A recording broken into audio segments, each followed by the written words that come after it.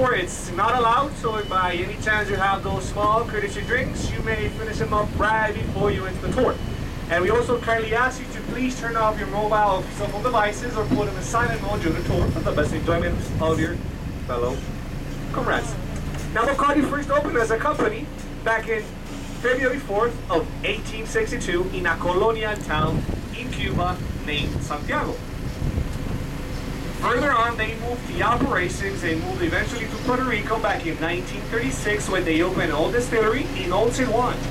They actually then purchased this area back in 1957, eventually building the distillery in 1958, opening for the first time.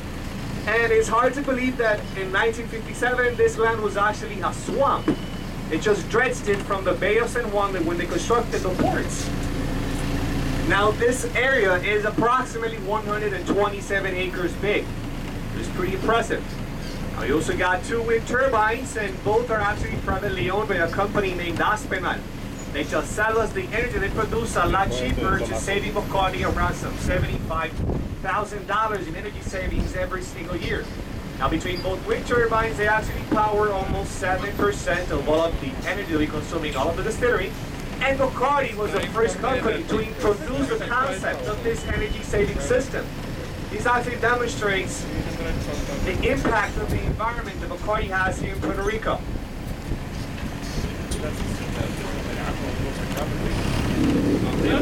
Right now, here to the left, you have a view of the pavilion. Now, that pavilion building is pretty unique and abstract. You see, if you look closely, it actually has the shape of a bat.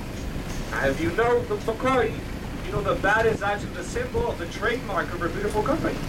And the building was actually constructed by an architect called Felix Candela back in the 1960s.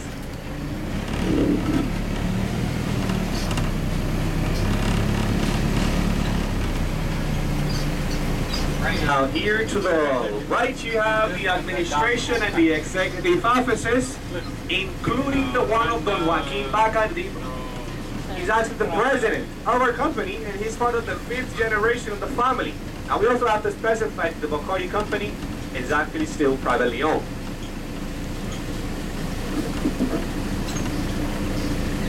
And here to the right, you have the Bacardi Museum. Now, if you look on the walls, you have one wall that has some barrels that have a very special, unique blend of the family.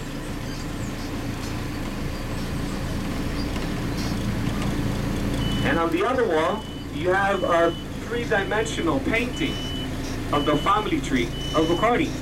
It was actually painted back in 1966 by the New Yorker artist called Homer Hill.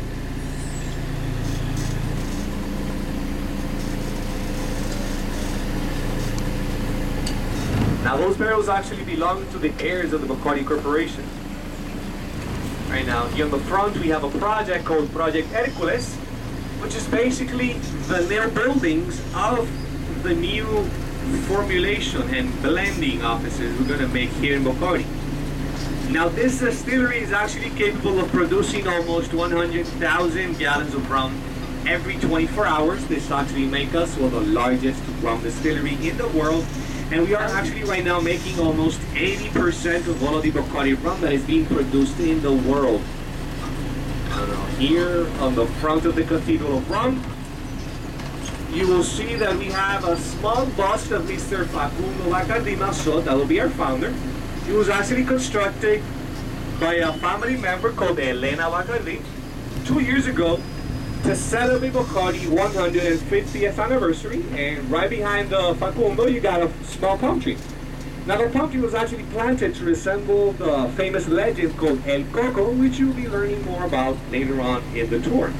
Now, the Cathedral of Rome was actually baptized back in 1958 by the ex-governor Luis Muñoz Marin. Right now, here to the right, you also have a small train. Now, the train is actually the same train that used to go around Puerto Rico transporting the sugarcane from the fields to the mills. And in front, you have a tall green grass, which would actually be sugarcane. Now, behind the sugarcane, you got some big blue tanks, which would be the fermentation tanks. Now, Bacardi has 20 fermentation tanks, and each one has a capacity to store around some 50,000 gallons of molasses.